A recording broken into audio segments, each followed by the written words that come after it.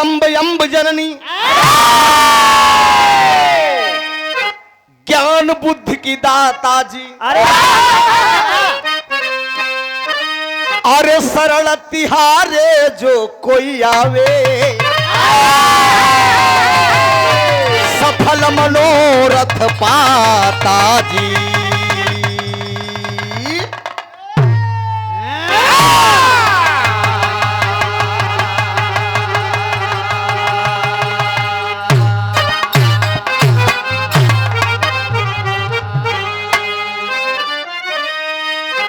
वेद चार जर कथितवार जरा हम पे करम रहम जननी अहंकार दे दिल विसार जरा हम पे करो करम जननी।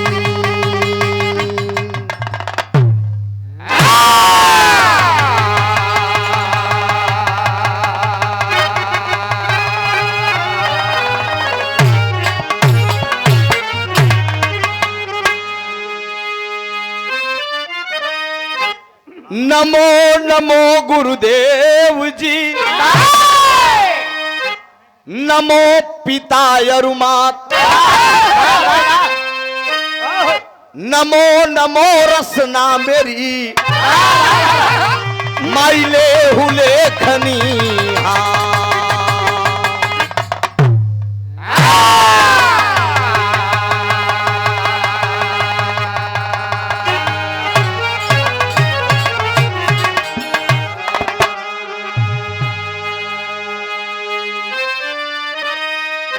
गुरु वशिष्ठ लग जाई के श्री राम भय रघुबीर संदीपन लग जाई के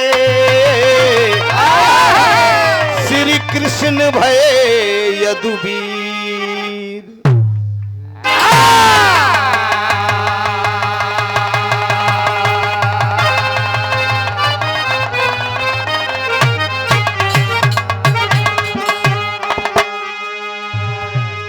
हमें चिंता नहीं उसकी हमें चिंता नहीं उसकी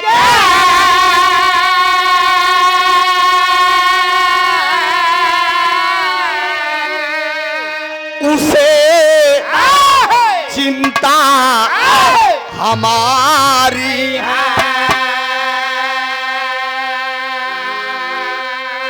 अरे मेरी पतवार का रक्षक सुदर्शन चक्रधारी है।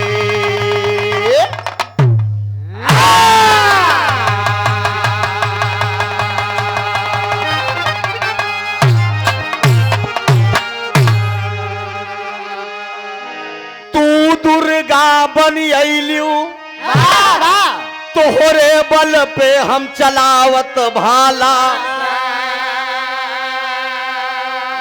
अरे राउर अदालत बड़ी दूर बा हमसे ना सीढ़िया चढ़ी जाला।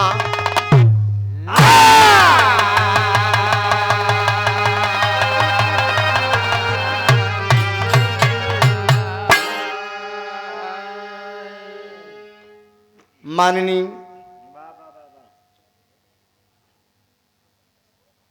इस ग्राम सभा के क्या बात है ग्राम प्रधान कोटेदार साहब क्षेत्र पंचायत सदस्य ग्राम करणपुर दुर्गागंज जिला भदोही। कितना बढ़िया संजोग बना है दोस्त। नौजवानों ने कितनी मेहनत कर इस कार्यक्रम को लिखाया। हमारे लगे फोन करन कहन हम पहली बार गाना करावत है हमका मार रेटवे 20,000 बा कहन लड़किया करावत है अब सेवा कई दा हमको चला ठीक है। मोहब्बत गम को खामोशी में उठा लेना जो कुछ आए आंखों में से पलकों में छिपा लेना। प्यार स्नेह दर्शन आप सबका बदा था। और हमारे बड़े अजीज मित्र जिला जौनपुर मछली शहर से हमारा इंटरव्यू लेने के लिए आए, हमारे दिल के करीब रमन यादव जी। 8 मिनट की इंटरव्यू हो पाए। अब आप घरे आवा नहीं, हम एक दिन आई जब भौजी खाते के चाय पिए। 23 तारीख को मिलेंगे, उजाला से गाना है तो आप वहीं ले लीजिएगा। बड़ा प्यार स्नेह अगल बगल इर्द गिर्द से आप सब आए, ग्रामीण अंचल से विरहा प्रेमी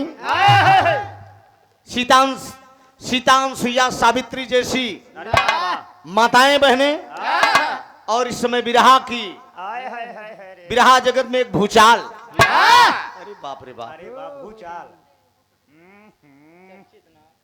चर्चित नाम। अब नमवा तो लड़किया लड़के के जुबान पर हो नहीं गे।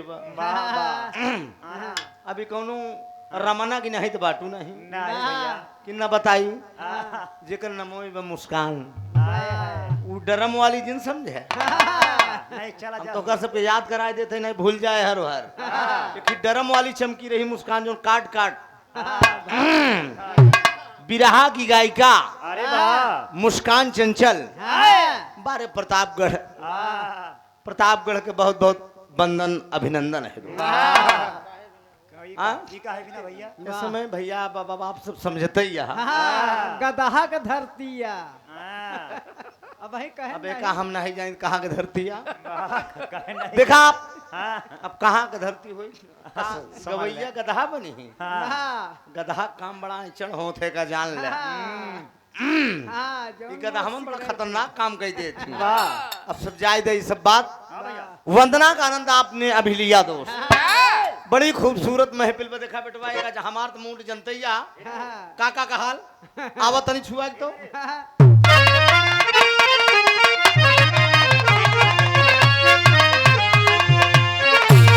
ऐसे डायरेक्ट हाँ।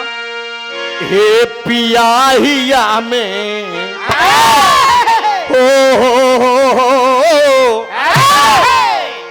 मूड देख के दुकानदार को सौदा बेचे चाहिए का जान।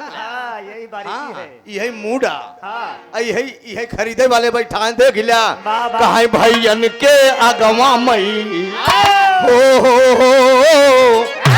अरे भैयन के अगवा मई अब ठाढ़ा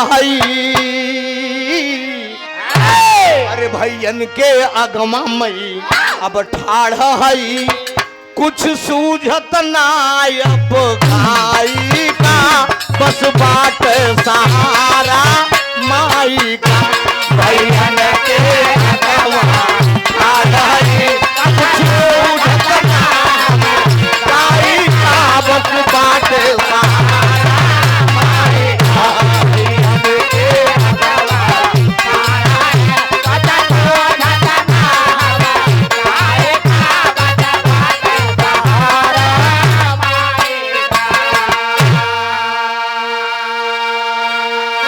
अरे भगवती गावत के तो सभी गावत बा रोज चिल्लाता है लेकिन अपन तौर तरीका होता कि ना तो से कौनो बात छिपा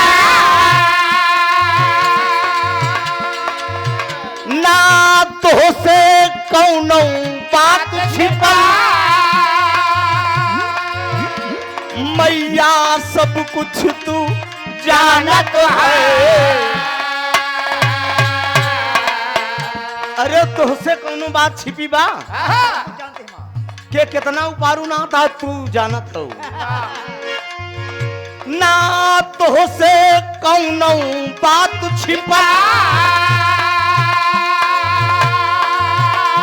मैया सब कुछ तू जानत है।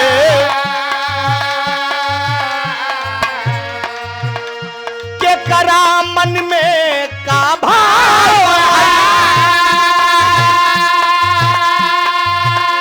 वही भाव से सबके मानत है। जगदुअरे भिखिया मांगत बा दुअरे भिखिया मांगत बा हम मांगे मात को चाहे काबत बात सहारा माई दुअरे भिखिया मांगत बा हम मांगे मात को चाहे काबत बात सहारा जब दुअरे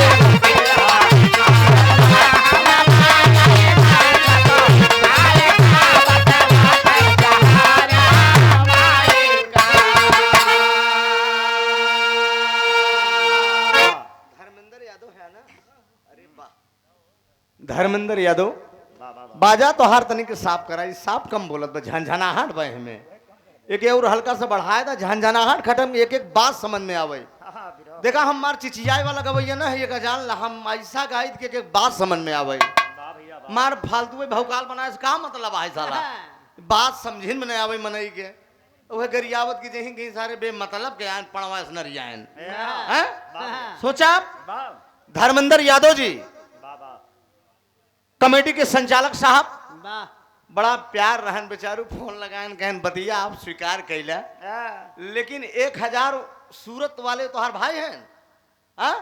अपने भैया का फोन लगाए के 1000 कम करवाई ले हैं कहन गुरुदेव अरे बाप रे वही हाल बकी पिपर तर सोई क्यों बुध हिलन के अरे बाप रे बाप सिपहिया दिखावे रुपया रुपये पर लोभ ही क्यों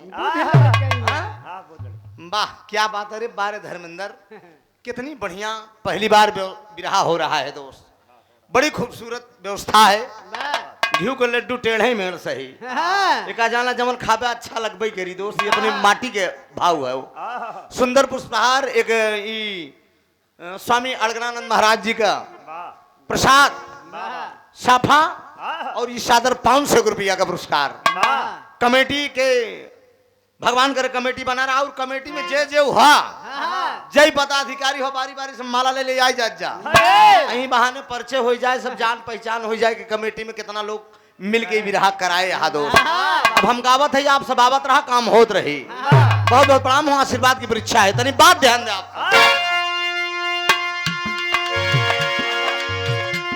अरदास दास का सुन लिया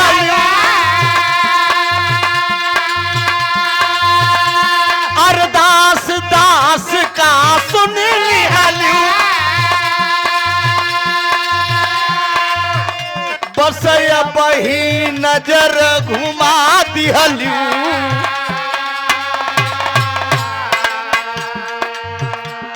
अधियार रहलऊ जियार भाई सब रीत कप्रीत निभा दिहलू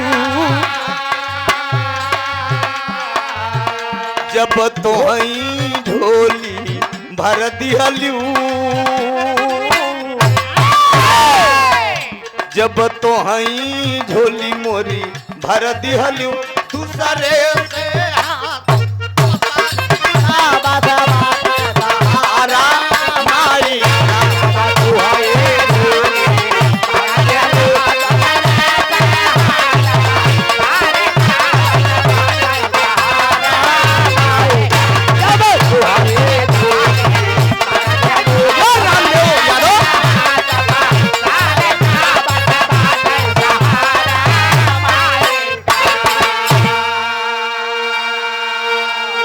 वंदना का हमारे आखिरी लाइन आप समझा जितने गावा उतने कम्बा मांगने के लिए आंखें नम चाहिए दोस्त भगवती माई कभू क्यों नहीं चाहत कि हम अपने बेटवा का न दे लेकिन बेटवा कोई प्रकार हो का टेटाए के ले तब दे का हाँ बड़का उपारू नाथ बन के ले अरे मांगने के लिए आजकल भी हम का हो अरे बाप रे बाप मार हो कि नौ बताएगी अरे बाप रे बाप हम तो कमेंट ही नहीं करी थे एकदम मुंह बोल आजकल बीज गणित हो अनुज बिल्डिंग मटेरियल रामनगर करणपुर 100 रुपया तनिक प्यार से अच्छा कृष्णा यादव जेसीबी वाले करणपुर से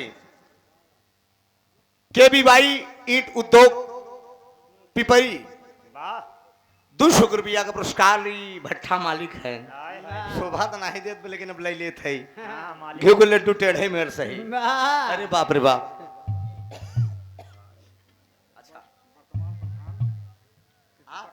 अच्छा हारन कम कर दीजिए यार। मुरलीधर बिंद जी, आप वर्तमान प्रधान के आप पूजनीय पिताजी हैं। वाह वाह। मुरलीधर बिंद जी प्रधानों जी आए हैं कि नहीं बाबूजी? हाय हाय हाय, तब तो घाटा हो गया हमारा। बाबू दुइये समनी पड़ गए, प्रधान आए हो 1500 में निपटत काम। वाह। ये बड़े बाबू को भेज दे हैं। अरे बाप रे बाप। लड़ चल, गया। बढ़ जा पुरनिया मने एक आध दो दाएं और दे दे काम हो जाए। बहुत बहुत प्रणाम हो विजय बहादुर कोटेदार साहब। अच्छा, विजय बहादुर यादव जी कोटेदार साहब की तरफ से ₹100 बहुत बहुत प्रणाम हो। आशीर्वाद की वृक्षा है। आखिरी लाइन है दोस्त, ध्यान दीजिएगा। कलाकार किस खानदान का है बाबूजी? कभी राम माया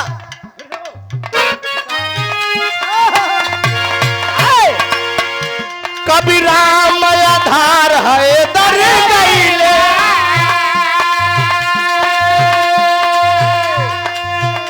कभी राम आधार है दर गईले, तोरी धूल लगा के मथवा में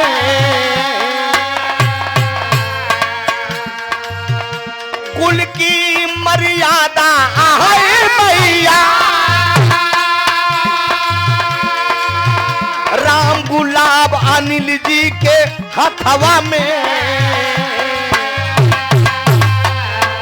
तोरा त्रिभुवन नाथ बा उर्जननी, तोरा त्रिभुवन नाथ बा उर्जननी, इंसान नए तोरा त्रिभुवन नाथ बा उर्जननी, इंसान नए तो भाई आप पे सहारा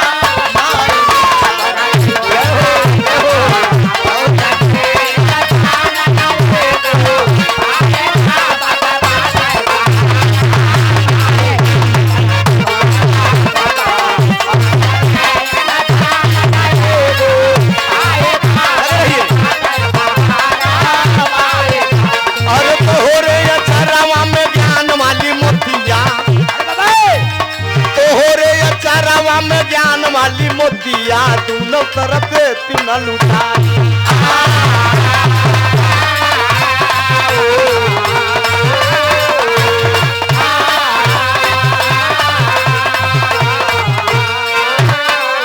अरे जैसे तू सब दिन गवाऊ मोर माया नवा,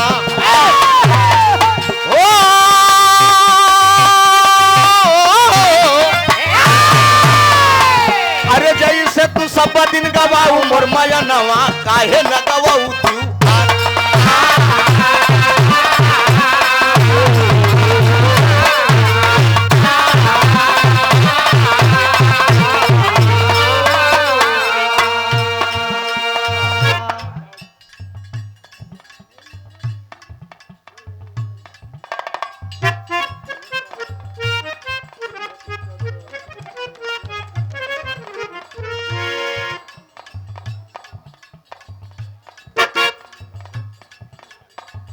बड़ा प्यार स्नेह मिला।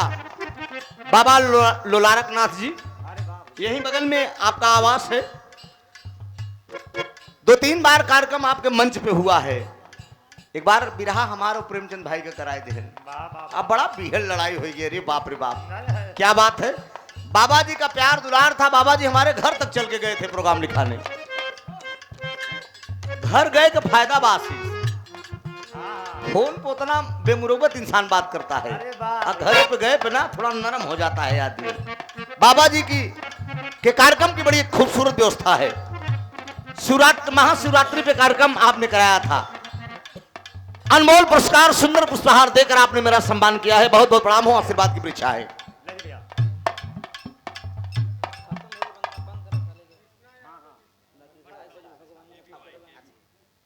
केबीवाई ईंट उद्योग के आप मालिक हैं। अरे वाह।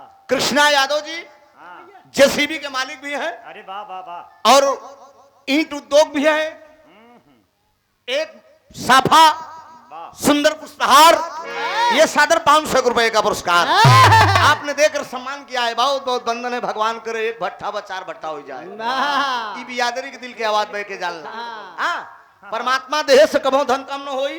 हाँ। अगर आप 1 रुपया देंगे तो निश्चित है परमात्मा आपको 2 रुपए देगा। वाह। आपने 500 मुझे दिया है तो का ईंट के भट्ठा के माध्यम से तुम्हें 5000 मिली। वाह गारंटी मिलेगा ना? अरे बोलो यार, मिलेगा ना? हाँ हाँ, तो ऐसा सहयोग करते रहो, और का करना चाहिए सहयोग। वाह।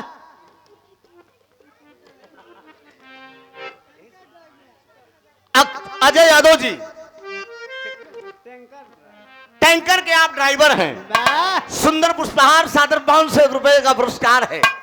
बहुत बहुत प्रणाम है, कमल चरण में नमन है, आशीर्वाद की परीक्षा है। बजे बजे बेटा, वाह। बजे झटका में।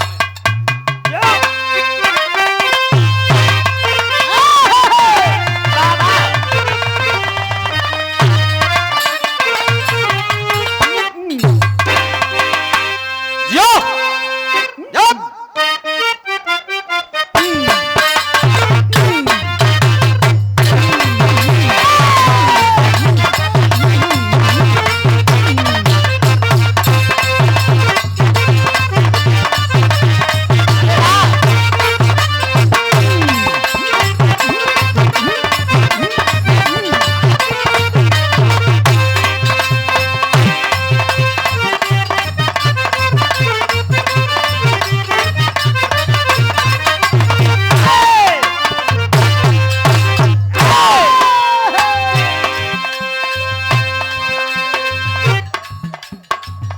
एकदम सही बात। तोरे जवानी बा हम जानते हैं। बड़ी सुंदर गीत का इशारा बा। और से लाइन आप लोग सुनला। वाह मुस्कान गायन की जाताड़ा प्रदेश बलमुआ घर ही घर में हमके छोड़ के घर में हमके छोड़ के। ओह। ए, मर्दे मर्दे रुका रुका रुका। तनी जाए से पहले खाला मुर्गा से रोटी बोर के हाँ। उठलाली सोरी और में सरबा उठ ले लियो, बड़ी खतरनाक चीज है। आलू तब सस्ती हुई पहले दही से जतरा बनत रहा। अब लाली लिपस्टिक से जतरा बनत बा। काहे ना हो तमाम तमाम धुन तर चलत बा। और का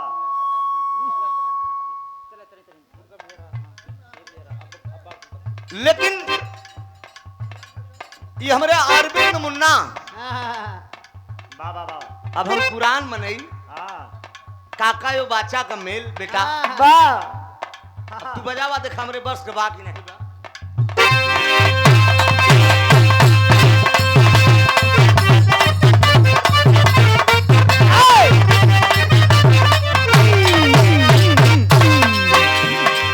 कोनो दुल्हन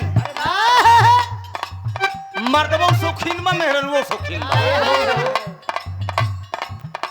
आग दोनों तरफ से लगनी चाहिए। अगर मर्द शौकीन बा तो मेहरारू भी शौकीन हो चाहिए। अब कहीं कहीं ऐसा होत बा मेहरारू शौकीन बा तो मर्द यो जैसे खट गिरवा। जोड़ा गड़बड़ात बा। आ जहाँ जोड़ा फिट बा वाह वाह वहाँ का बात है कुछ और बा। दुल्हनिया कहत क्या बा?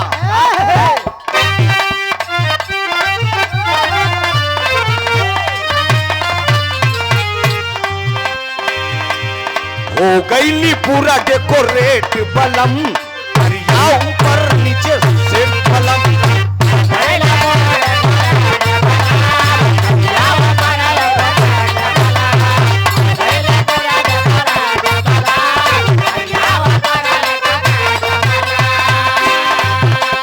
हो गई पूरा डेकोरेट बलम, ऊपर नीचे से बलम। मेरी मेरी सर के गचरिया आई पीन लगा दी अरी जाई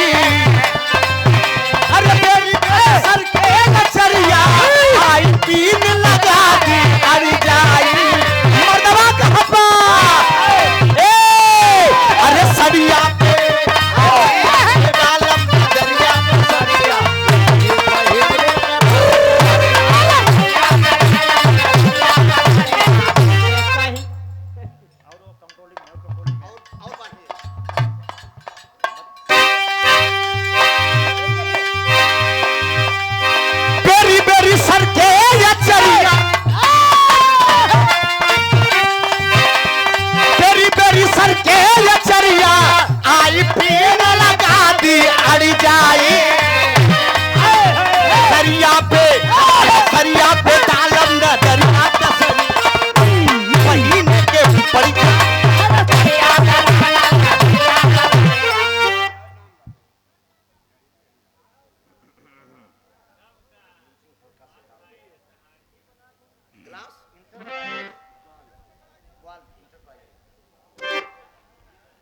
ग्वाल इंटरप्राइजेज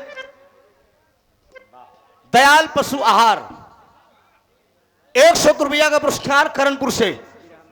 लगो बेटा लगो।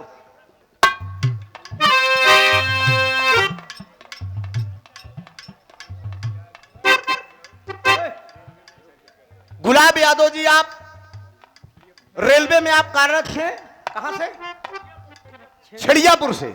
ये सादर 500 आप ही हैं? अरे वाह क्या बात है, रेलवे में है ना, तब तो तोहार चानी नहीं हुई। आय है बल्लमा, आय है बल्लमा, आय है बल्लमा कदम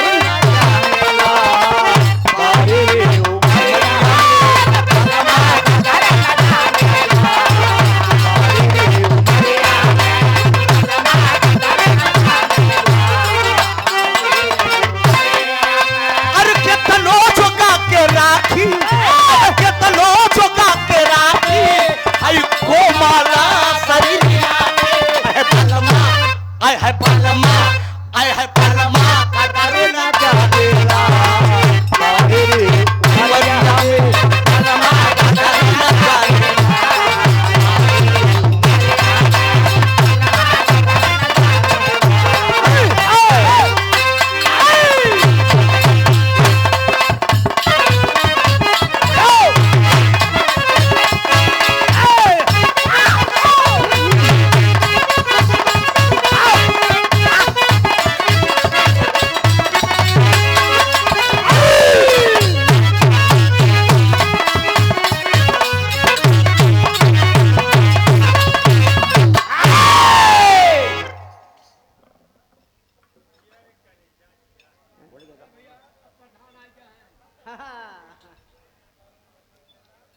तेज बहादुर यादव जी आप भूपेंद्र जंघई प्रतापगढ़ वाह 100 रुपया। नमस्ते भैया को। प्रधान जी आ गया है।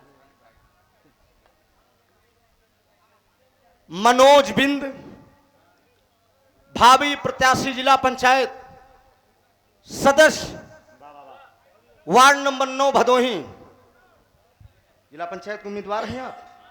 201 रुपए का पुरस्कार। वाह प्रधान जी के आप भाई हैं?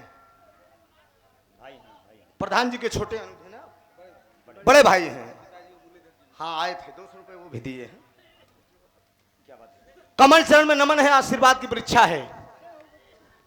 आशीर्वाद दे हम बच्चे अपनी कला में कामयाब हो। बड़ी खूबसूरत महफिल है, धूम तरज के आनंद आप लोग ले ला। शांति का माहौल होना चाहिए, थोड़ा शांति का सहयोग आप लोग देंगे।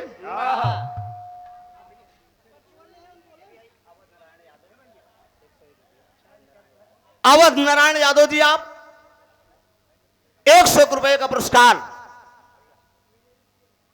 बहुत बहुत प्रणाम। और ठीक बा।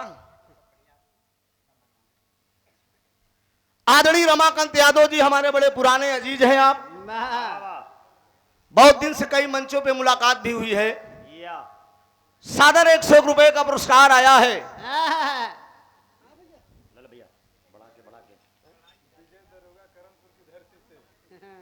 विजय दरोगा साहब आप करणपुर की धरती से, हमारे आप भी बड़े अजीज हैं। क्या बात है। ये सादर 500 रुपए का पुरस्कार आया है। बहुत बहुत कमल चरण में नमन है, आशीर्वाद की परीक्षा है। आशीर्वाद दें कि हम बच्चे अपनी कला में कामयाब हों। कमेटी के भाइयों ने बड़ा मेहनत परिश्रम करके इस विराह कार्यक्रम को रखा है। हम दोनों कलाकार का ये कर्तव्य बनता है, इस कमेटी विराह रंगमंच को बढ़िया ढंग से संपन्न करें। और कलाकार से ज्यादा जिम्मेदारी आप लोगों की है। आप लोग शांति का सहयोग देंगे। जो भी कुछ बोलना है क्या तो आप बैठिए। फिर का नाम बा बोलदा जल्द की विराह गावे लगा तो मत बोला, बोलदा जौन बोले खोए। का नाम हो? अरे यार हो सकता है इधर उधर हो गया हो, तो कोई दिक्कत, क्या नाम है बता दीजिए, बोल दे। तेज बहादुर यादव जी का तो बोले थे, हो गया था। वाह अगर फिर आपको बुलवाना है, देखो तेज बहादुर है उसमें, यही है जो कौन साला प्राइवेट खाता तो है, खाली जुबन बोले के बा। हाँ ले ला। श्री तेज बहादुर यादव जी, भूपेंद्र जंघई प्रयागराज, 101 रुपया। और के बाकी बा क्यों ना भैया का प्रणाम। सब भाई का नमन, आशीर्वाद की परीक्षा। हाँ एक मिनट, करणपुर की पावन धरती पर बड़े गौरव के साथ कह रहा हूँ, यहाँ पर उपस्थित हमारे बुजुर्ग और भाई बंधु, जो भी इस साल कार्यक्रम 2025 में हुआ, इस कार्यक्रम के महानायक कहा जाए, इतनी कम उम्र में धर्मेंद्र उर्फ बबलू जिसे हम कहते हैं, हमारे गांव के बहुत लाडले हैं और इस कार्यक्रम को सफल बनाने में इनकी बहुत बड़ी भूमिका रही। और हम अपने जितने भी करणपुर के हमारे अगल बगल गांव के नौजवान साथी हैं, मैं आप सबसे यही आग्रह करता हूं कि इनका हर साल इसी तरीके से सहयोग होता रहे और इस कार्यक्रम को अगले साल भी कराया जाए। इसके लिए हम लोग पूरे जोरों से, दिल दिमाग से सभी लोग सहयोग करके इस कार्यक्रम को हमेशा हमेशा के लिए कराया जाए। इसलिए आप लोगों से हमारी सबसे बड़ी यही विनती और निवेदन है। इसी के साथ मैं इस कार्यक्रम को कराने वाले बबलू धर्मेंद्र उर्फ बबलू का स्वागत करते हुए 500 रुपए कमेटी को दे रहा हूं। धन्यवाद।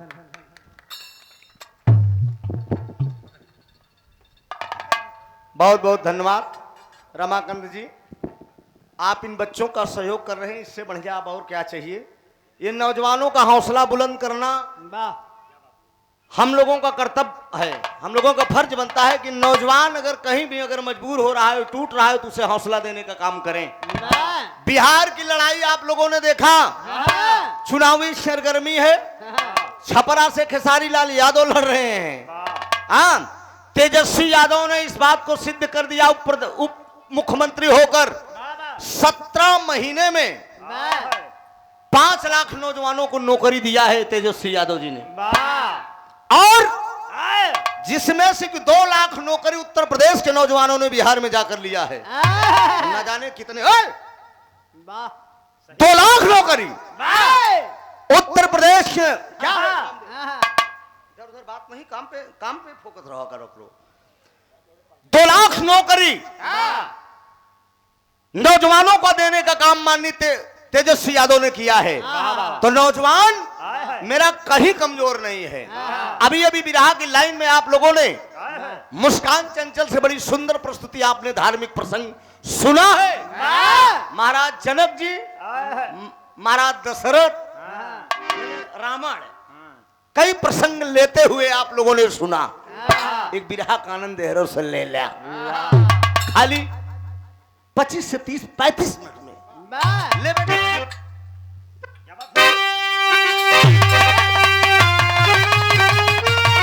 ओहो तो बैठा रहले तू न ऊपरा,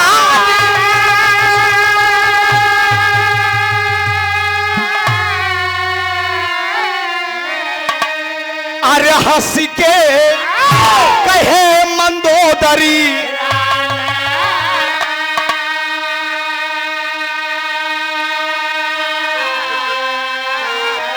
कि अरे दुल्हा अरे सैया माना तन के बतिया अब हमार।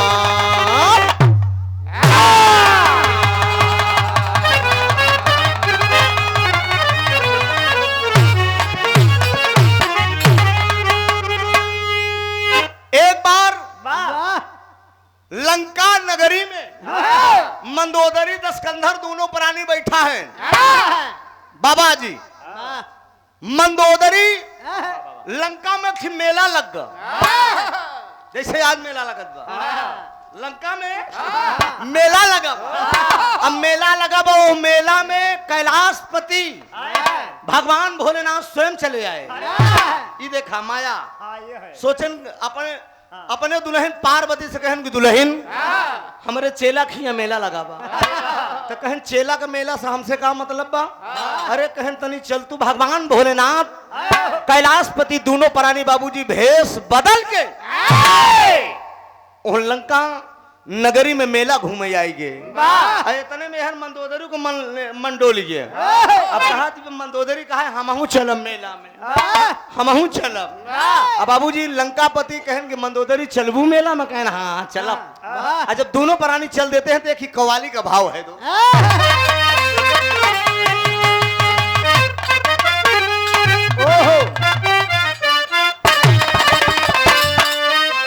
यही लाइन हो, मर के भी इंसान का किरदार मर सकता नहीं, और फन अगर जिंदा है तो फनकार मर सकता नहीं। कोई हैदर अली नहीं होगा दोस्त। गवैया तो तमाम पैदा होई, केहू गीता त्यागी न होई, जान ल केहू माँ बैरागन न होई, और कोई हैदर नहीं होगा। अपने जमाने में इसको गाया करते थे।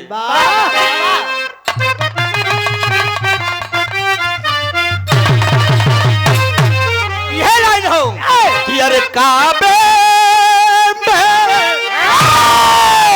काबे में तेरा जलवा काशी में नजारा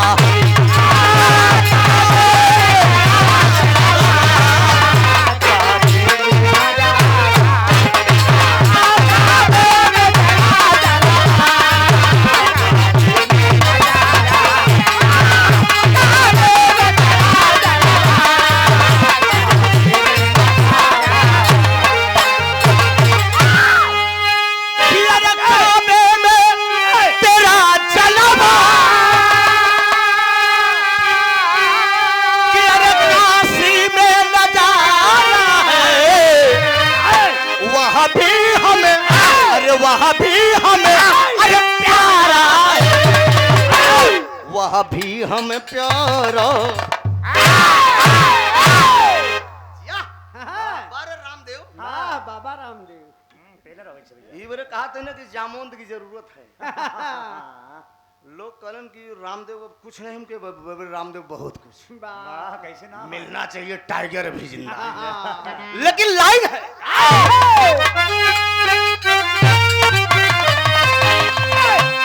अरे मंदोदरी, अरे मंदोदरी पुलिस मुखू साई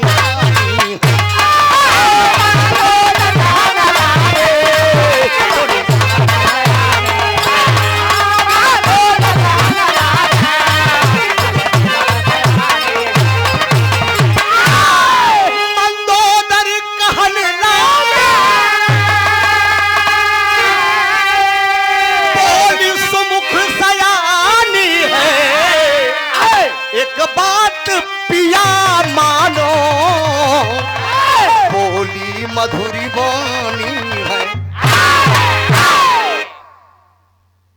कैलाशपति माता पार्वती मेले में घूम रही हैं। भगवान भोलेनाथ पार्वती घूमत है, मंदोदरी जितिया गई, मंदोदरी छलाए गई। लंकापति दशकंधर से कहा आज मेला घूमब, हम ना मानब तो देखा उस्ताद गावत रहने के हैदर अली। मंदोदर हंस के बोली, मंदोदर हंस के तब जुबा कोई अपने खोली, तब जुबा कोई अपने एक बात पिया मोरी मानो, पिया करना नहीं बोली।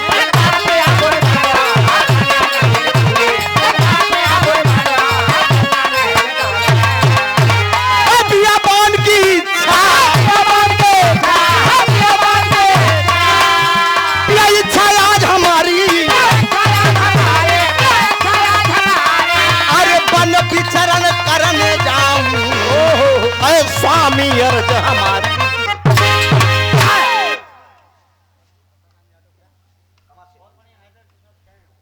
आसाराम यादव जी आप कमासिन से 201 रुपए का पुरस्कार। सकल पंच को मेरा नमन हो। गुलाब यादव जी रेलवे में आप कार्यरत हैं, 201 रुपए का आशीर्वाद हैदर अली गुरु जी के लहजे में। इसी पे ना सादर 201 रुपए का पुरस्कार। तनी बात का समझ चला। मंदोदरी और दस्कंधर मेला देखे पहुंच गए। हीरक मेला देखे गए। जब मेला देखे गए तो ही मेला में झमेला हो गया। मेला में झमेला का हो तो कोई सागर रखे दिखाई पड़ गया। मंदोदरी कहा मेला वाला कहूं ना चलो यहीं किनारे बैठब। मेला में देखा देखा थक गए। अच्छा तो मेहरारू बड़ी नाजुक होबे करत कोनो कोनो मर्द ऐसे होती अपने अपने मेहरारू को घोड़ियां बैठावत। हां कोनो कोनो मर्द ऐसे हो तो रात की बात ये अंदर की बात है कौन जानता है। वक्त पड़े वो मुड़वो दबावत है। हाँ घोड़ैया ज्ञान वही जान ला। इससे बढ़िया पैसा देने पे भी नहीं बताऊंगा। ये बात जान लीजिए। लंकापति और मंदोदरी दोनों प्राणी सागर के किनारे बैठे। इतने में समुद्र में एक फूल खिलता हुआ दिखाई। अब वही मेला में झमेला हो गया। मंदोदरी आवाज देती है फूल लिया के हमें तू दे दा। हम अपने जूड़ा में लगाई ले 4 चांद लग जा। कैलाशपति लंकापति राजा रावण कहा कि तू मेला घूमे आई हो कि यहाँ फूल जूड़ा में लगावे आई हो। कहा सुना मेली मेला का अपनी ऐसी की तैसी में पहले फूल दा हम फूल लगाई ऐसे हमार शोभा बढ़ी। खाली नारद जी लकड़ी लगाए। एक दिन नारद जी आए जरा गौर करेंगे बिरहा से ध्यान आप लोगों को हटे ना। एक दिन कैलाश लंकापति दस्कंदर घर पे नहीं है। नारद जी पहुंचन कहे तू इतना नीक लागत हूँ। अरे मंदोदरी तू इतना नीक लागत जेकर कोनो जोड़ नहीं बा। कहन कमी का बा। कहन कमी है कि अगर फूल लगाए ले तू बन जाता तो और जम जाता। अरे बात मंदोदरी के याद आएगी कहे बस ये फूल लिया के दे कि एक खित्तर जब पटना से बैदा। जयराम जी की श्रीमान जी का नाम शेषधर पाल जी। बारे मेरा पाल समाज। वाह भैया जाओ ठीक है चलो भैया।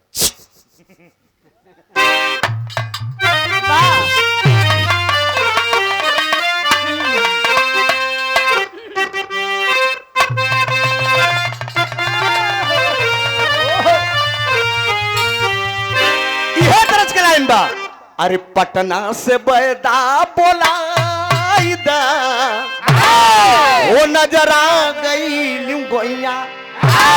अरे छोटकी नदिया बेमोर सौतिनिया बेमोर सौतिनिया। अरे ननदो के गवना कराई दा ये सैया मान ला कहना। हमारे जब रुका करब 3 एक कभी नहीं। ए बाबूजी लेकिन मंदोदरी कह क्या रही है। अरे फुलवा पे मनवा हमार हो हमके लारा सजनवा। रात मनवा हमार हो हमके लारा सजनवा। फुलवा पे मनवा हमार हो हमके लारा सजनवा।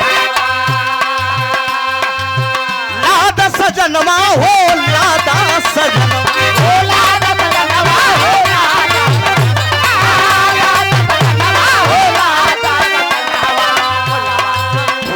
पे हाय हाय हाय हाय फुलवा बदे रामन कैल रही आई।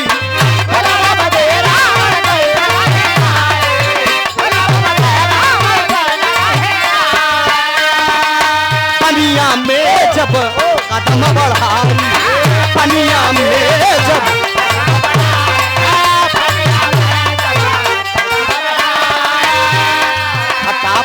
हटा फूल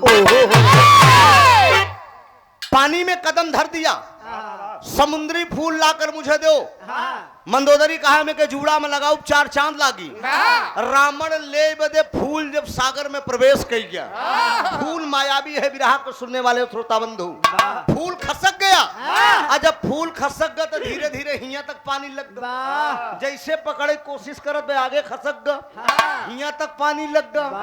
और आगे जब बढ़ा तो हिया तक पानी लग गया। जब हिया तक पानी लग गया तो मंदोदरी आवाज दे कि फूल ले आवा। रावण कहा कि चिड़ई के जान जाए लड़किया के खिलौना लगा रहा राण हमरे जान के भूखी हो हम कहाँ से फूल ले आई फूल में हाथ लगा दिया फूल में जैसे रावण हाथ लगाए फूल मायावी है बाबा जी लई के में डूबी जब लई के डूब गया तो मंदोदरी सोचत भी कि मजाक करत है अब हिम से निकरी आज जब घंटा 2 घंटा बीत गया तो जितना लाली लिपस्टिक रही सब बही गए एकदम हार सिंगारे बिगड़ गए करिए बाप रे बाप बिना मन से धुक हम हो गए तो तेरी का भाव बा हाय हाय ई दादा पंधारी टेरी गावत रहन आए हाय अरे रामा रामा पूजारी रामा रामा पूजारी सारे पंडवा भरे रामा रामा पूजारी सारे पंडवा भरे रामा रामा पूजारी हाँ तो शिवजी लिंग पूजावा शिवजी लिंग पूजावा शिवजी लिंग पूजावा शिवजी लिंग पूजावा गुरु अपन अंडावा पुजारी सारे पंडावा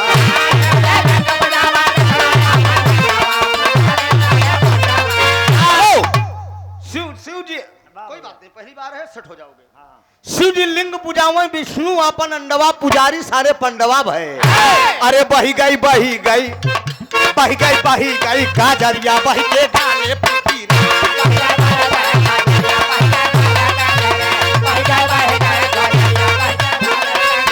दिवाकर चढ़े गगन पे दिवाकर चढ़े गगन पे दिवाकर चढ़े गगन पे दिवाकर चढ़े गगन पे चटकल दोपहरिया काजरिया भाई के काले पे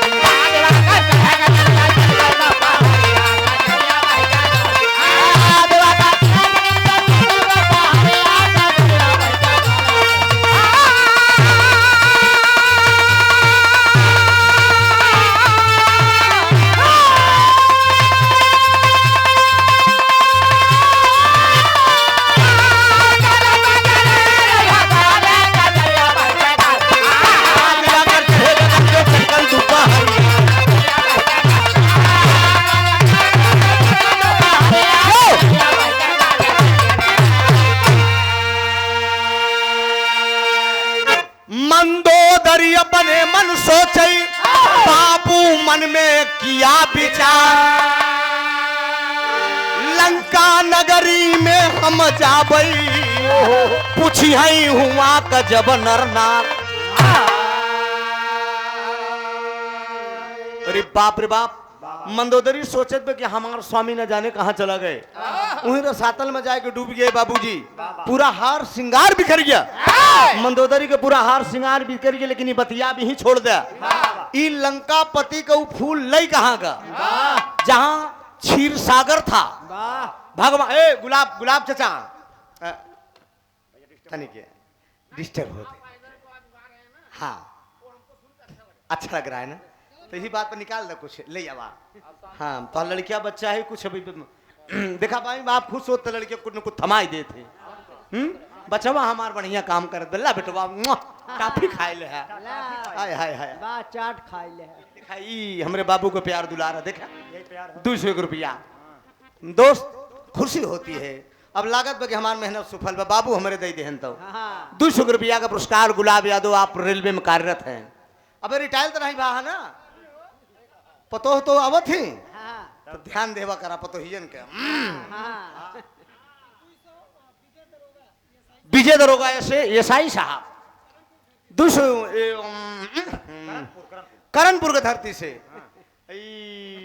200 रुपया का पुरस्कार बहुत बहुत प्रणाम होता नहीं ध्यान दा ई लंकापति राजा रावण का ले गए फूल क्षीर सागर में जहां भगवान विष्णु का दरबार बा आई बात बड़ी मार्केट की मिली बाबूजी भगवान विष्णु क्षीर सागर में 4 महीना के लिए सोई गए रहे आशीष बाबूजी अरे भैया मैंने ध्यान दिया 4 महीना के लिए भगवान विष्णु सो गए थे दोस्त ओकरे साथे साथे माई लक्ष्मी सोई गई रही ये जान लेके खरमास बोला कर खरमास में सो गए थे दोस्त अब जो दिन लंकापति राजा रावण क्षीर सागर में पहुंचे वही दिन बाबूजी पहरे बदू सिपाही खड़ा जेकर नाम बा जय और विजय। जय विजय दोनों खड़ा ही 10-10 मूड़ी का जमान मनमरात चला जा रहा है। जय विजय रोक दे, भाग कहाँ जा रहे हो? कहे नहीं तुम कौन हो? कहे हम भगवान विष्णु के सिपाही है। कहन हमार मालिक सोवत हैं 4 महीना से। कहन जाकर उन्हें जगा दो। अरे हमारे रहते हम सोवे दे? ऐसी कौन वैसे कोई गली नहीं जहां साला मेरी चली नहीं। हमारे रहते वो सोवे। संदेश भेजवा रहा है दस्कंधर, क्या शहीदी दर्ज है?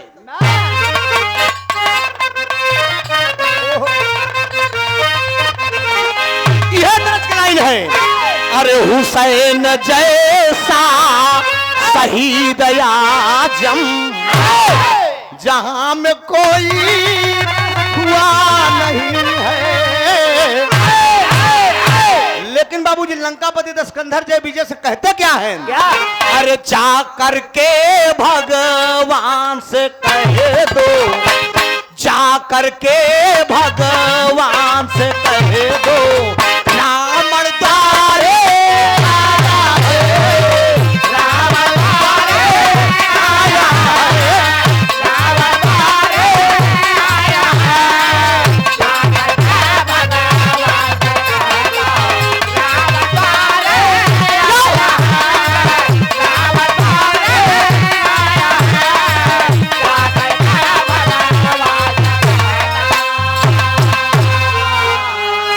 जा करके भगवान करके भगवान से कह दो, अब रावण द्वारे आया है।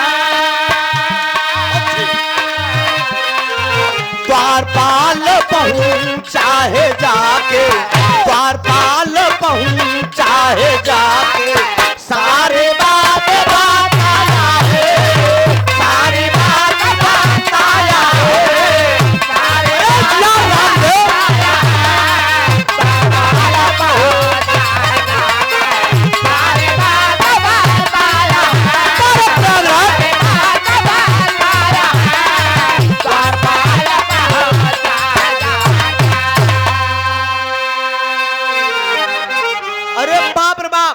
भगवान विष्णु और लक्ष्मी जी सो रहे हैं। दोनों प्राणी 4 महीना से सोवत हैं। जगाई दिए जय और विजय। जय विजय जगाए, लक्ष्मी और विष्णु जी हड़बड़ाए के उठे। हड़बड़ाए के उठे, कहन बतावा का बात ऐसी कमन बात हो गई? कहन अरे दुहाई सरकार की गेटवा पे की 10 मूड़ी का मनई आई बा। भगवान विष्णु समझ गए क्यों, हम जान गए जे आई है लंकापति राजा रावण आई यहाँ। कहन हाँ हाँ हाँ हाँ, ध्यान दो दोस्त, तभी से एकादशी मनाई जाने लगी। ये पर्व भगवान विष्णु अपनी निद्रा से जब जागे थे दोस्त, उसी दिन कहा भी दलिद्दर भाग गो जाग गए। ये बड़े लोग ले माई बहन पीटत की ईश्वर आवे दलिद्दर, हाँ ईश्वर आवे दलिद्दर जाए। गूगल पर सर्च कर ले, ये बतिया मिल जाए दोस्त आप सबके। ये आप जान ला भगवान विष्णु जी जग गए थे तो हार तो कहनी अरे का नींद में बैठा दलिद्दर दरिद्रता घेरे बा एकदम। जब जाग जा बाबू जी दलिद्रता मूड़ी जे नीचे करत ओकरा दलिद्र घेरत। ई बात हमार ध्यान दे है, जगर मूड़ी हर सदियों ऊपर तो ओकरा ई सब बारीक बात दलिद्रता आवत नहीं दोस्त। ई जान ला दरिद्रता से तो 6 बीघा दूर रही। ये हमार बात याद रखे और गाले पे कभी हाथ न रखे चाहिए दोस्त, महापापा होता है। ये बात ध्यान दे। और कहो बीज गणित थोड़ी है। प्रदीप मिश्रा, अरे जेके नालद रही वही बताई ना, सब थोड़ी क्यों बताई पे हैं। पता ही नहीं भैया। अब कितना इसे सम्राट बन के टहरा है, लेकिन कोई नहीं होगा दोस्त, इस बात को हमारी याद रखिएगा। प्रदीप मिश्रा बुलबुल, प्रधान पद प्रत्याशी आप रामनगर से। आप हैं? अच्छा भैया हैं, अच्छा बहुत बहुत प्रणाम। ये रामनगर से प्रधान के उम्मीदवार हैं हमारे बुलबुल मिश्रा जी। इनके आप सब जितावा 200 रुपया का पुरस्कार। अच्छा 100 रुपया हमारे कोटेदार साहब विजय बहादुर यादव जी हुए घर वाया ना, हाँ चाय पिया रहे बड़ी बढ़िया। आय हाय हाय 100 रुपया। नमस्ते कृष्णा जी सीबी वाले 100 रुपया का पुरस्कार। सब भैया का बड़ा मत नहीं, गाना पे ध्यान दा। ये बाबूजी जय और विजय से भगवान विष्णु बोल देन के नावे देवाला आई जाई इतना विद्वान पंडित हमारे दरवाजे पे आइए। भगवान विष्णु और गाना भी करीब बा। भगवान विष्णु और लंकापति दोनों जने ऐसे कान्हे पे हाथ धरे जैसे पुरान दोस्त यार हैं दोस्त बतला चला जाते हैं। विष्णु जी कहन बड़ा निक करे आए तो गया ये हैदर उस्ताद का गाना आया ये जान ला आजकल के तितरू पबारू हरन के बस नहीं ये हाय हुक न हो ये का जान ला बात समझे हमारे अखाड़ा में गाना के पास है यो नहीं ये जान ला एक डिटो कॉपी करत है लेकिन हम चेंज कही दे हर जगह यही बरे गिल्ला कौन मसाला फिट कर बे ध्यान दा कान्हे बहात धरे बतला चला जात रहे और जब बतला चला जाते कहन बड़ा निक करे आई गया कहन सुना तनी कि हिया कुछ नियम कानून है जान ले रावण का है नियम कानून हम ही चलावत रहे तू चलावत देखा है कितर लग दद्दा राम आधार वाली अरविंद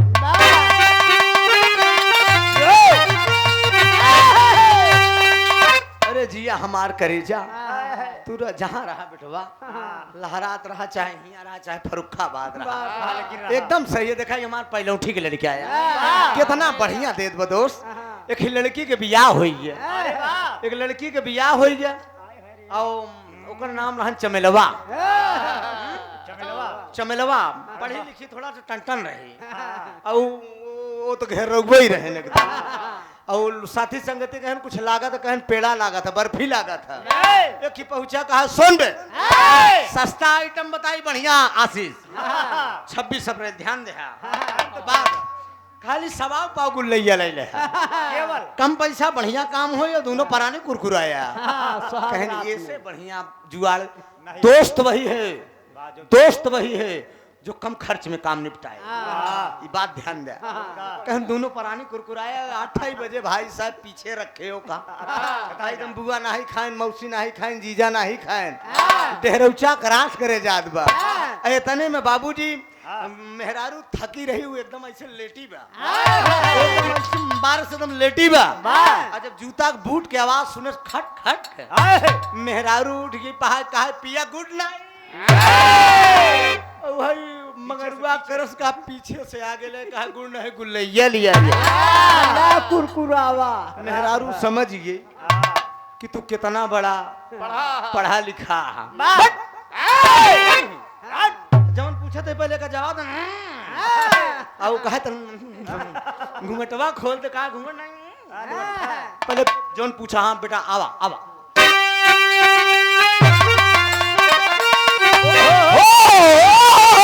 अरे कमल फूल पिया अरे कमल फूल पिया अरे धरती पर फूल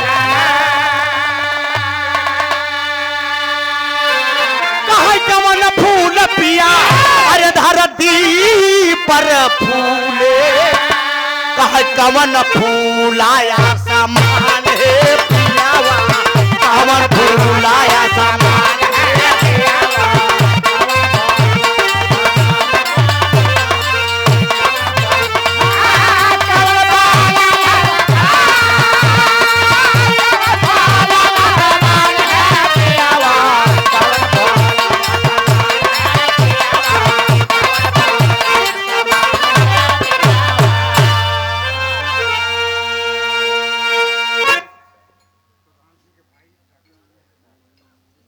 प्रधान जी के आप भाई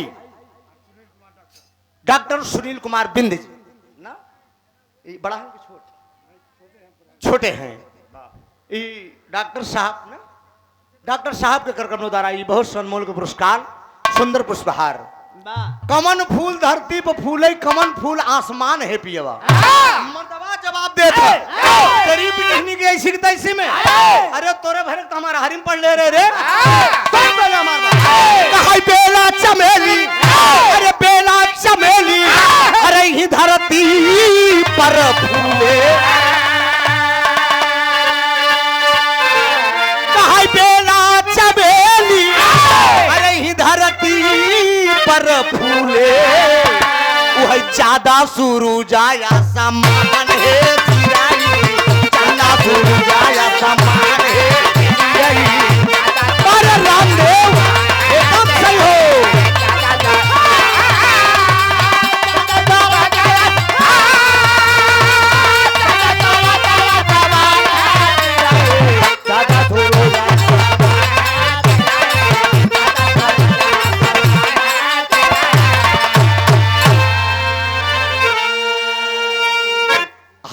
आप पशु डॉक्टर मुकेश सरोज भावी प्रधान पद के आप प्रत्याशी हैं करणपुर से। 200 रुपया का पुरस्कार सुंदर पुष्पहार से सम्मान किया गया। और जे के वो लड़त हो तो अब आई जाए, अबे हम 10 मिनट खड़ा रहा, हम बढ़िया ढंग से बताई दे भाई लोग जान जाए ना है तो गांव गांव जा एक एक घरे घरे जाके बताबो का हमहू लड़त है, हमहू लड़त है। 100-200 में काम हो जाए, इकट्ठे सब जान जाइए। उसके बाद आप दारू मुर्गा की व्यवस्था शुरू कर दे।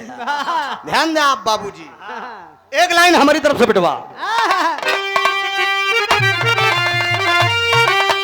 कहाई कवन चीज अब अरे धोवले ना छुट्टी है,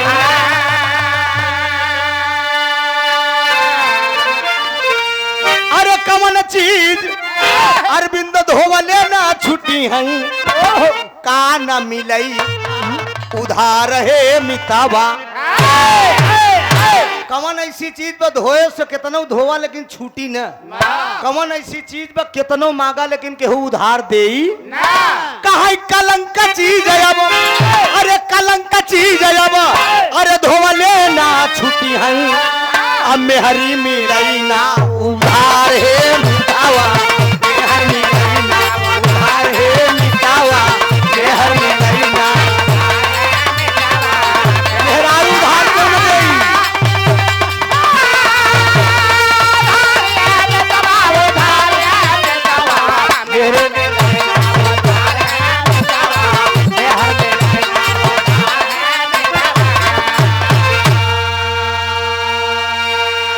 तनी बात का ध्यान दे, दुनिया इंसान के ऊपर अगर कलंक लग जात तो बाबूजी माथे का कलंक नहीं छूटत। अब मेहरारू के कितनो मांग ले लेकिन आशीष केहू दे ही ना, ई जान ल कही का तो से खासा रही धर्मेंद्र कहाँ गए। एक दिन भर अगर मांग ली रोटी सोटी की दिक्कत है यार और भेज दे तो कहीं का तू होवे के भैया अपने घरे को होवे बाबूजी। बाप रे बाप, अफसोस ऐसी बात बिरहान की इतनी मतलब घोर अपमान। अरे बाप रे बाप, अरे मोर माई, अरे पापा हम कहीं नौकरानी भेजेगी पड़ी। देखा अफसोस है मुझे बाबूजी कि कलाकार हमार खाना बनावे खाए मेहरारू खियावे, ये हमका अफसोस की बात है। अरे बाप रे बाप, चलिए कोई बात नहीं है, देखा जाएगा समझा जाएगा। लेकिन भगवान विष्णु लंकापति से कह क्या रहे कहा 10 कंधर से वही बोलई लागे, वही हंस के तू रता भगवान है मितावा, हंस के तू रता भगवान है मितावा।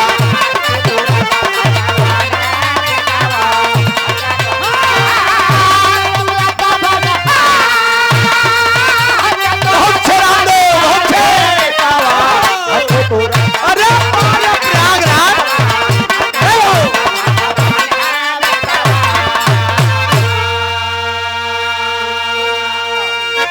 पूरब पश्चिम उत्तर अब ब्राह्मण कैल्या, लेकिन दक्षिण की है जिन बयान है मितावा। कहा पूरब पश्चिम उत्तर तीनों दिशा जम के चढ़ा, लेकिन दक्षिण कहती जाए के नाम ये भगवान विष्णु रावण का बतावत है। इतने में चले गए कहन हम देवलोक में की पंचायत जाते, ध्यान लगाना करीब बा। भगवान विष्णु देवलोक में पंचायत करे चला गए, माई लक्ष्मी जलपान बनवाई चली गई लंकापति बरे। रावण बैठा बस सोचत बा कि चली तनी हम दक्षिण तरफ देखी ले का हम कोनो बहादुर मनई का जो हमका रोके हैं।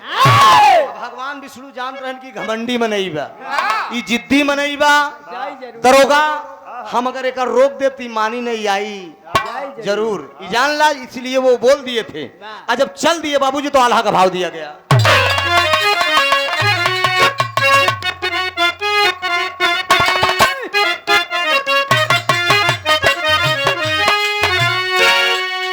अरे राम अपने मानवा में अब काई के गुना नवाए भैया,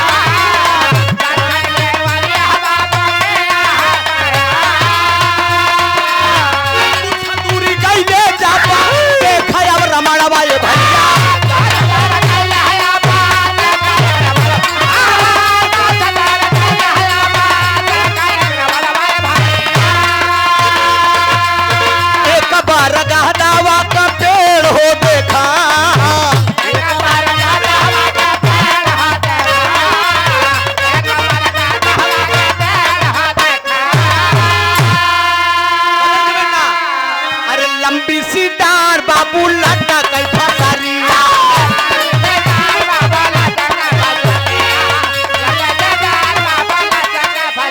अरे बना राठी रावण लटा रहले श्रीमान हो, बना राठी रावण लटा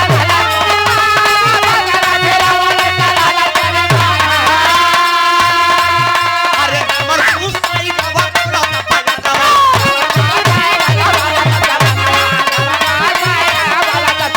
अरे साफ साफ पतिया का करना बयान हो,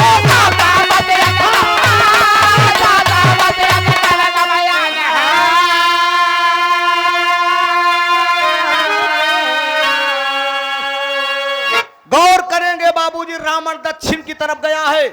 जब दक्षिण की दिशा की तरफ गया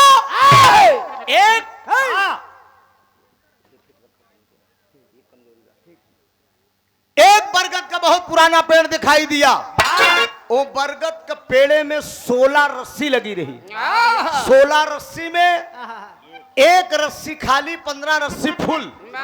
15 रावण, रावण की तरह उल्टा करके टांगा है, गोड़ ऊपर में मुड़ी नीचे में, हाथ भर का जीभ निकल आए, त्राहिमाम त्राहिमाम त्राहिमाम।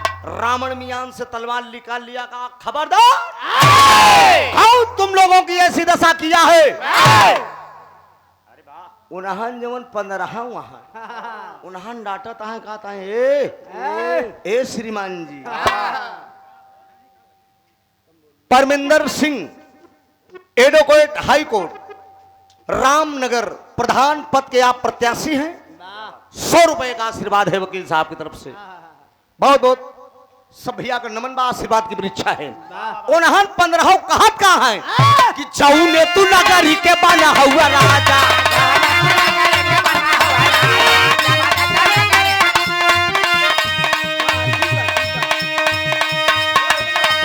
अरे जाऊ ने तू नगरी के बना हुआ राजा।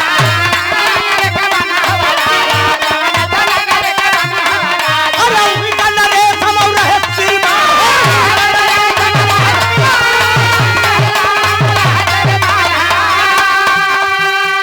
अरे रावण गुस्साई गवा, अरे बोला टप्पा जनमा लौटा है तुरतई भवन के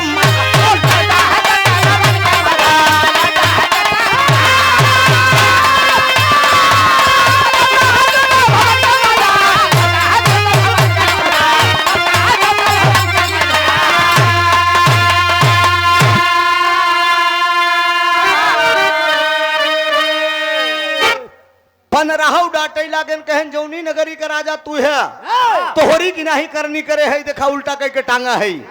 एक काम करा महाराज, तोहरे हाथे गोड़े का नाप जोक एकदम फिट बा, आवा तुहों को लटकाई दे। रावण में मियान में तलवार घुसेरते कहा तुम लोग चोर हो, तुम लोग कायर हो, तुम लोग बुज़दिल हो। रावण तुम लोगों की बात में यही कहत तुम लोग चोर हो, तुम लोग कायर हो, तुम लोग बुज़दिल हो। ये कहत पीछे खसका जात बे, तने में भगवान विष्णु डेहरिए पे लड़न खट से। और जब विष्णु जी लड़न तो कहन कसरा में नाश्ता पानी करे, कहन जल जल पाए भैया, जल जल पान की ऐसी की तैसी। पहले हमका बतावा कि 15 को उल्टा। अरे विष्णु जी कहन तू कहाँ गए है यार? कहन हम चाहे जहाँ गए रही हो, हमका जल्दी बतावा 15 को उल्टा कहा। ये बात विष्णु जी कहन, ये बात हम नहीं जानी, ये बात तोहार गुरु शंकर बताई सके, ई जान ला। रावण कहा तेरी गुरु की चली थी बहन, उन्हों को बताई थी जो भांग धतूरा छान कंड बंड करत रहा था। गौर करेंगे बिरहा के आखिरी पॉइंट है मेरे मुकद्दर के मालिक, बिरहा के वो सुनने वाले श्रोता बंधु, आखिरी पॉइंट क्या बिरहा में आ रहा है, कहानी कहाँ जा रही है, आखिरी भाव है। कुछ दूरी गया, कुछ दूरी जब गया रावण लौट पड़ा। जब लौट पड़ा कहा अपने का पालनहार कहवावत है, भगवान विष्णु कहवावत है, दुनिया का मालिक कहवावत है। अरे भगवान विष्णु कहन कि यार आगे बोलबे कि बस तारीफिन करबे। कहन एक पंडित आए, एक ब्राह्मण आए, कुछ दान दक्षिणा न देबे, खाली हाथ चला जाई। हम कहे पंडित जी का आइए। परमिंदर सिंह एडवोकेट हाई कोर्ट रामनगर प्रधान पद के उम्मीदवार ठाकुर साहब सिंह लगा है ना, तो इसलिए एडवोकेट साहब के करकर्मों द्वारा ये सादर पुनः 101 रुपए का पुरस्कार अपने का पालनहार का हवावत है, भगवान विष्णु का हवावत है। भगवान विष्णु मगन हो गए, कहन मांग ले जवन मांगे खो यही चाल पे मांगबे कायदे से मांगा मांगे के बाद ढंग से मांगा कहे मांग लो तिरबाचा बनाई ले जवन चीज ना मांगे चाहिए वो चीज मांगत बा। का मांगत बा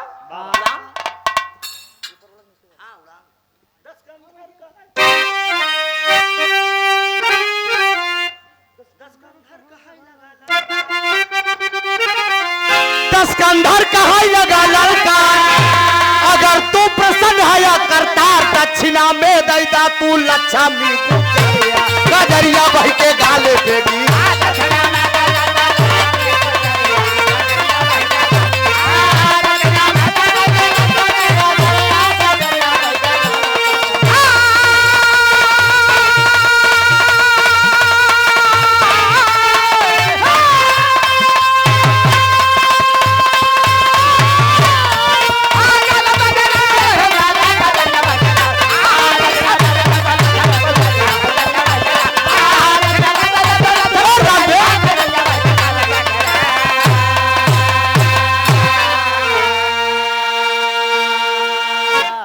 कंधर कहाई लगा ललकार अगर तू प्रसन्न हया करता दक्षिणा में दे द केवल अपन लक्ष्मी गुजरिया हमका एक मिनट हमका दूसर कुछ न चाहिए केवल जवान तोहार मेहरारू लक्ष्मी है ये नहीं कि हमका दे दे।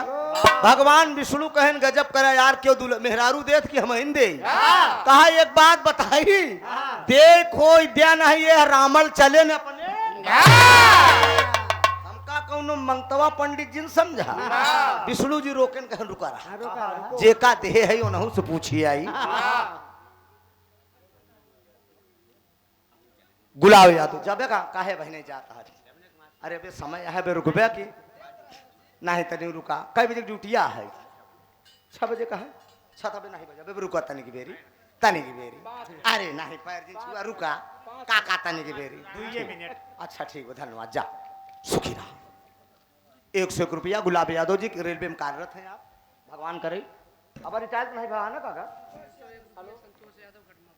घटमापुर के धरती से आदरणीय संतोष यादव जी सुंदर पुष्पहार ये सादर 500 रुपए का पुरस्कार देकर आपने सम्मान किया है। आप पीडीए के आप बड़े जुझारू कार्यकर्ता हैं और समाजवादी पार्टी के आप बड़े सक्रिय कार्यकर्ता हैं। नौजवानों की अंगड़ाई है आगे और लड़ाई है आने वाले 2027 में नौजवान हिंदुस्तान का बच्चा याद कर रहा है बेरोजगार है। दूसरों की बात छोड़िए 2 बेटे मेरे ही हैं अगर सरकार होती तो आज साला सरकारी नौकरी होता। पढ़ा लिखा रहा हूं बिरहा गा के तैयारी करा रहा हूं लेकिन सब बेकार है क्या करूं टाइगर अभी जिंदा है।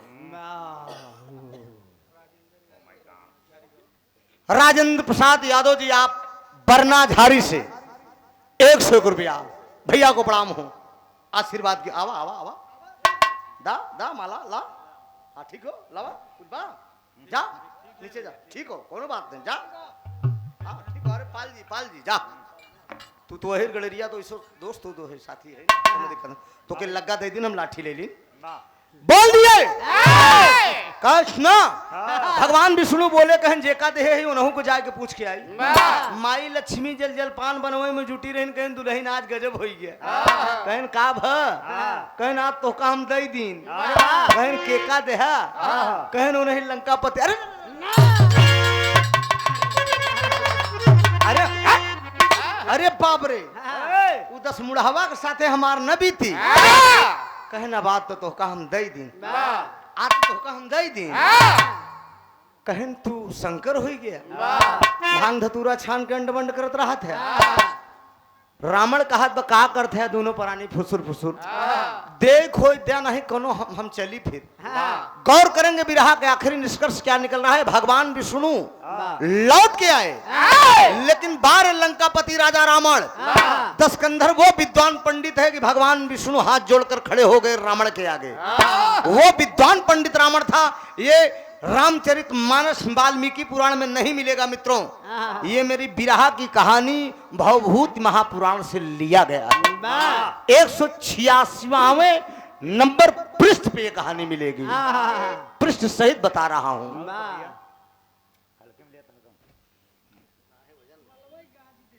कोनो बात नहीं, मलवा भी बड़े प्यार से मिला था। विजयराज यादव जी प्रबंधक, Swami Vivekanand inter college Chhanaura, Mayank Yadav advocate, छात्र नेता। आप माननीय महोदय जी की तरफ से ये 300 रुपए का आशीर्वाद हमें आया है और पूरी टीम को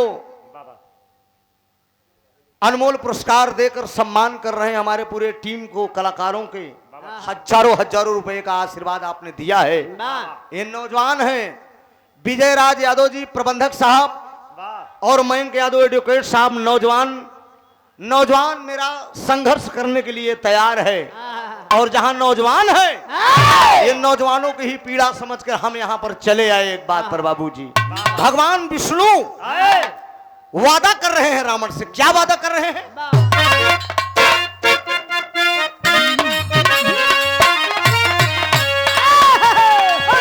हाय हाय त्रेता युग जब लगे दसाना, रामदेव, त्रेता युग जब लगे दसाना,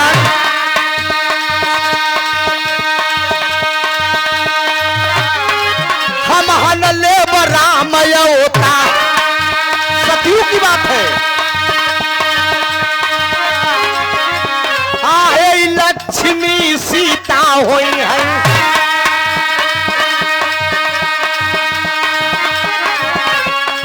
हमारी प्यारी ये गुलना,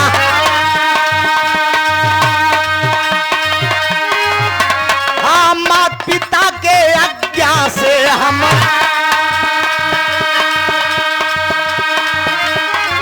14 वर्ष जाप बन,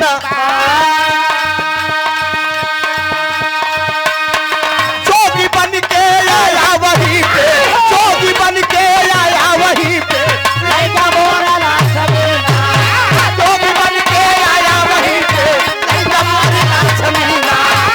ये विरहा प्रयागराज का है। हैदर अली जुगनू को खाने का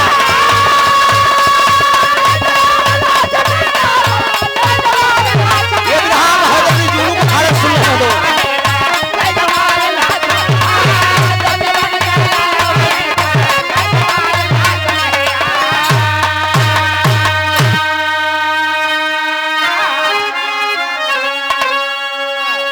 जरा गौर करेंगे विरहा के प्रेमियों।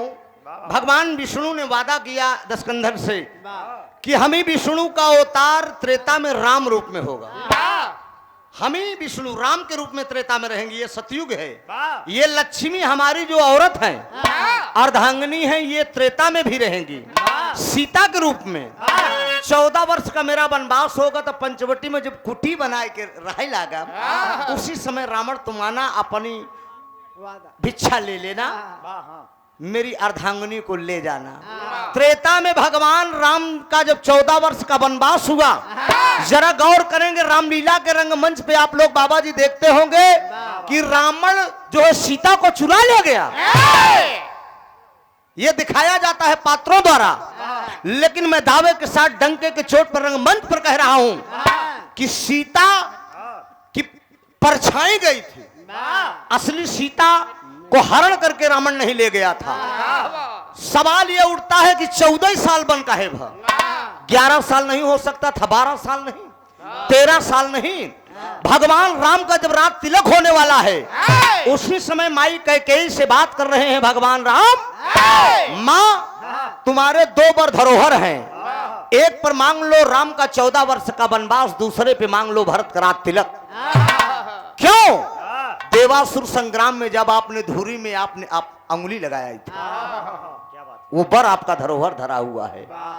उसी समय ब्रह्मा जी को बुलाए, ब्रह्मा जी से पूछे कि रावण की आयु कितनी बची है।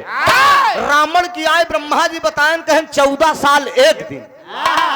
भगवान राम सोचत हैं कि राजा बन के बैठ जा तो रावण का कौन मारेगा, धरती का भार कैसे कम होगा, ऋषियों का उद्धार कैसे होगा। कैकेयी माँ दोनों वरदान मांग लेती है, माता सरस्वती जिह्वा पर विराजमान हो जाती है।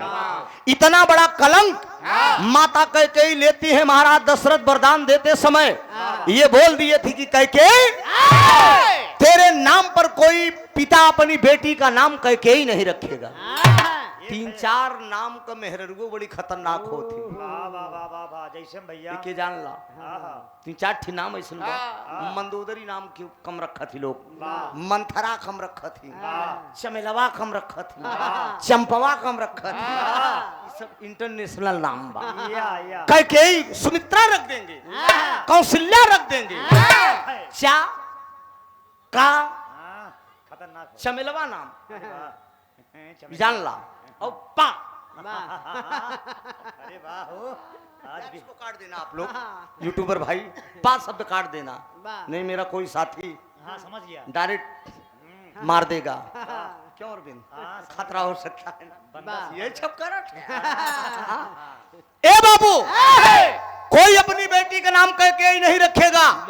महाराज दशरथ से कैकेयी बोल रही कि कैकेयी दुनिया में एक हुई है और एक रहेगी। वरदान दे दिया।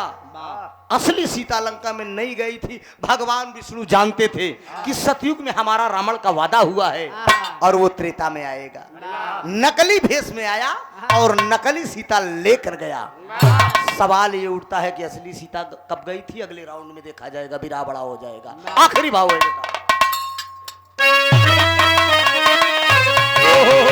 आए हाय अरे बाबू बिया बनावा, ए भैया बिया बनावा, होइगा सिया के हारनावा, बिया बनावा, होइगा सिया के हारनावा, बिया बनावा।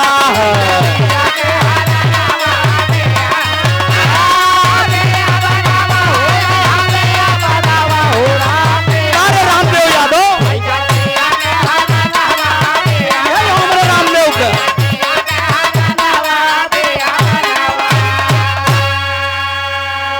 जोगी बन के आया दशानन, कुटिया के डिग आया।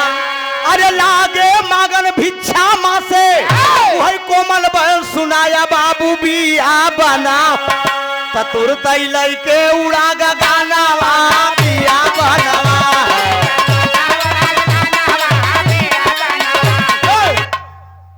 तनिक रामदेव एकदम सही आ राजा, सही आ रहे, सही रहबे के नहीं की। परमेंद्र सिंह एडवोकेट हाई कोर्ट, रामनगर प्रधान पद के आप प्रत्याशी बाबू की तरफ से।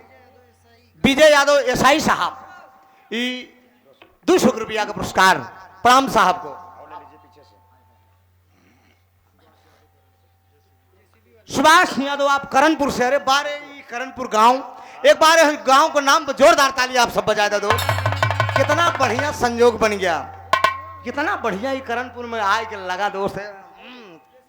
सुभाष यादव जेसीबी वाले 200 रुपया का पुरस्कार, पुष्पहार प्रणाम हो भैया।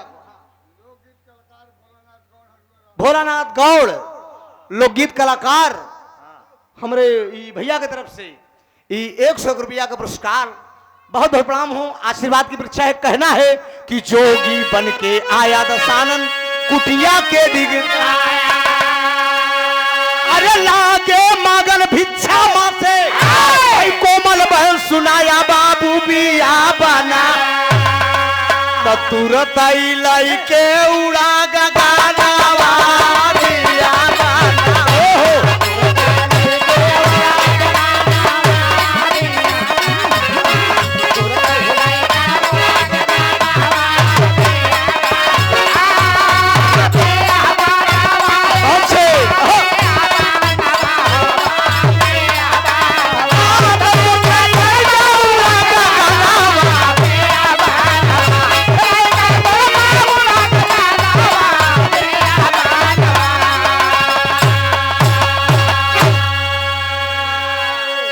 गाने का शीर्षक बना राम का वनगमन और कारण।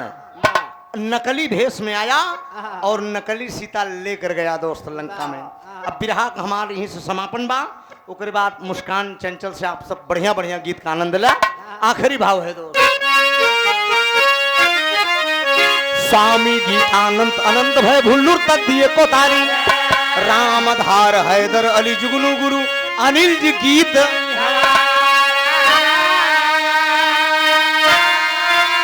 अरे कजरिया बही के गाले पे गिरी, भुवन नाथ का बाटई मऊहरिया बकरिया, कजरिया बही के गाले पे गिरी। दोनों सहेली बिल्कुल नवेली जैसे चंदा चकोरी पूछो नहाली निका।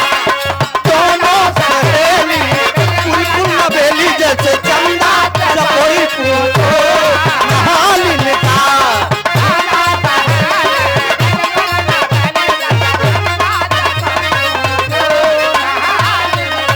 आखिर की कटारी बतिया हमार सब आप सब समझ जाए भैया, बतिया हमार समझत रहा गनवा में। आखिर की कटारी बाल नागन है काली,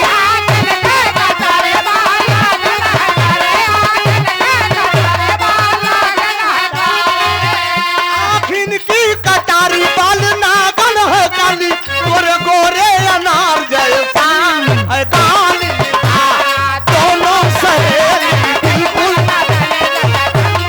हमार प्रयागराज।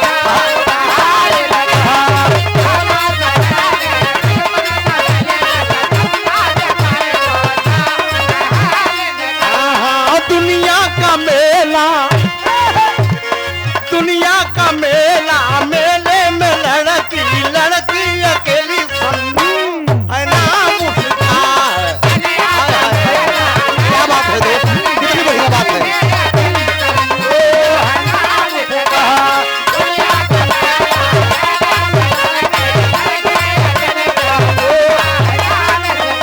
आँख इसकी कटारी, आँख इनकी कटारी, बाल नागन है काली।